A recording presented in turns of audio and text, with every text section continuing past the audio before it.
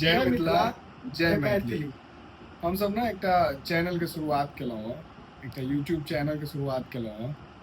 एकर नाम छी अहाँके बाट के बटोही। एहि पर हमर सबके उद्देश्य है जे मैथिली में नीक कंटेंट जे हम सब ट्रैवल करै छी, कतौ घूमै ले जाइ छी, कोनो भी चीज के एक्सपीरियंस जे अहाँ सबसँ शेयर करब और एक नीक वीडियो के देखे के भेटत। जे हमर सबके मुख्य उद्देश्य है वो तो यह है जे एक मैथिल के कंटेंट के थ्रू में एक अपर लेवल पर पहुंचबे के हमर कहे के मतलब ये है जे एक प्रीमियम कंटेंट, नीक कंटेंट जतेक हमरा सबसे भ पाए सफर के लोग के और संस्कृति के लोग के बारे में अपना सब मिथिलांचल के लोग से बहुत नीक से गप करबे और सफर में जेबे अपना सब सफर के बारे में मिथिला मैथिल में बतेबे जैसे जे नीक से बुझ सके छथिन जिनका मैथिल आबैया।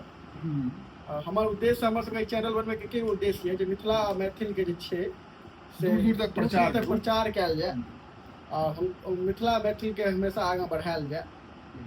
तैयो हम सब ने पिछला 5-6 साल से बाहर रही रहल छी, काफी दिन से ई चीज के हमरा सबके विचार आबै छले जे मैथिल में कोनो नीक कंटेंट शुरू करी।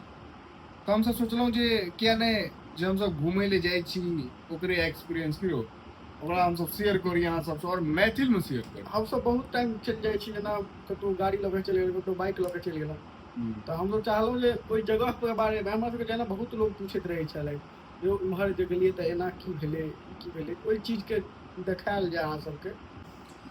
हालांकि एहन बहुत अहाँ के चैनल सब छै अपना मिथिला में जे बहुत नीक काज कर रहल छै।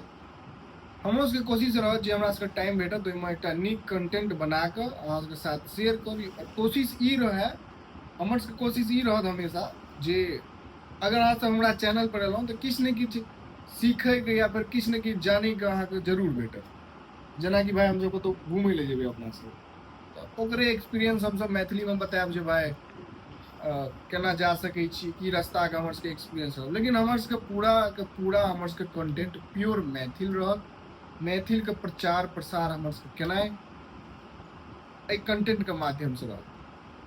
बस हम सब के गप कहब, मिथिला मैथिल के बढ़ाबैत रहू, खुश रहू, स्वस्थ रहू। और उम्मीद है अगर अहाँ के हमर सबके चैनल बढ़िया लागत, हमर सबके उद्देश्य बढ़िया लागत तो अहाँ सब सब्सक्राइब करब, लाइक करब, अपन जे मैथिल लोग छथि तिनका जरूर भेजबनि।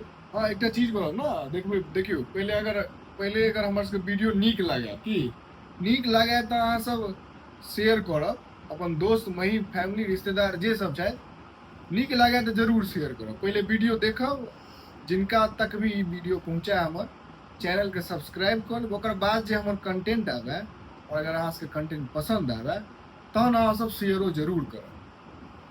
आशा करै छी अहाँ सब कुशल मंगल हैब। ताबत के लिए जय मिथिला, जय मैथिली, जय मैथिली। धन्यवाद।